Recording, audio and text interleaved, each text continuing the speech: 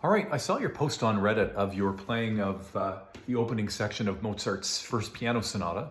And I'm going to disagree with something you said in your post. You said, I'm not really that good right now. I would say you're very good. Not just for a beginner, not just for someone that's self-taught, but you are very good. And part of that is the fact that you're coming here to Reddit, you're posting, you're honestly looking for feedback, which means that you're making the most of the technique that you have now and looking to improve it. And that's as good as any one of us could hope to be. So good on you, keep it up. And no more putting yourself down. Your playing is just fine.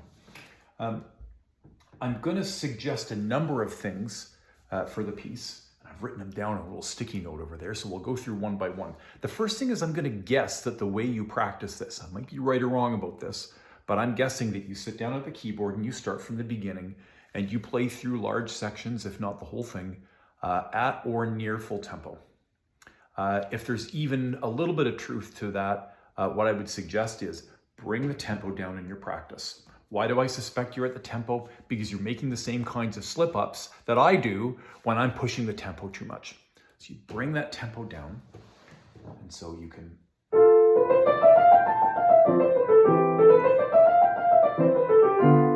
Whoops. Just like that. You can hear each one of those 16th notes as a little pearl on a string. No accents, no rhythmic irregularities. And it's low stress when you're just playing them like that. You can hear them all, and it's wonderful. And then when you're done with that, don't push it and see, okay, let's see if I can do it full tempo now. Leave that for later.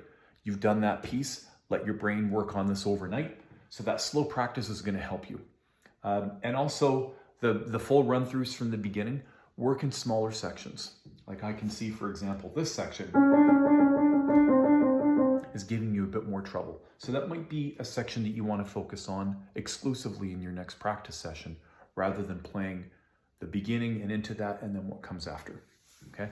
Again, these are things that I tend to do, and I know the trouble it gets me in, so I'm suggesting that you avoid these things. Overall, I would say I think there's room for you to take the tempo down just a bit, maybe 10%. And so I think if you're...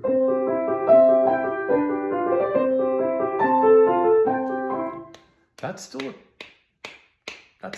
a legit allegro, but right now I think that the pace that you're playing it at is just on this side of frantic, and then it gets you into trouble later on in some of those other sections. Again, where this pattern begins, that you're playing a lot more slowly, maybe because you're still learning it, but I would say overall, bring the tempo down for now, and then once you feel like you've really got the full piece polished, then you can make the decision that maybe you want to play a little faster. Next thing, just a small thing, but this, what is it here? Feels a little throwaway. This is the ending of the first section where the first theme has been delivered, and so what I would say is, just make it a little bit more final. I like to give that third note just a little bit more gravitas. Bum, bum, bum. Right? And then play that rest, don't rush on, and then let these 16th notes come in. Speaking of which, these 16th notes, these are nasty. And what I would encourage you to experiment with is getting a bit more wrist rotation in there as the way to play them. Very common technique. You can see you can get this wrist rotation going quite quickly in a way that your fingers will really struggle to do. It's like your wrists are in the background going, I could help with this section if you would let me. So to do it slowly to demonstrate, you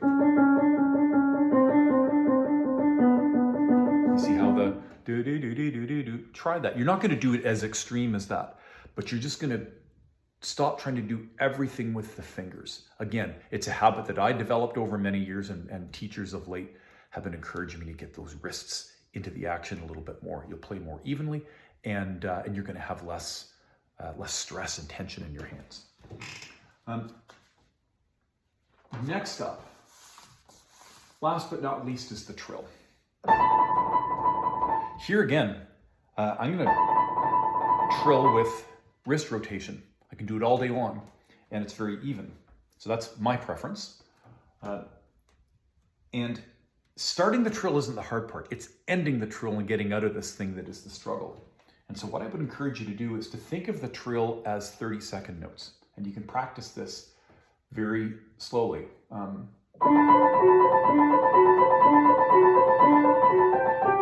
Almost did it.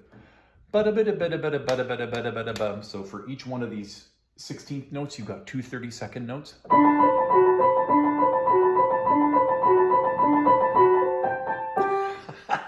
So you can see it's hard to get out. I keep screwing it up. I'm not going to try and demonstrate it, but that's how I would practice that trill.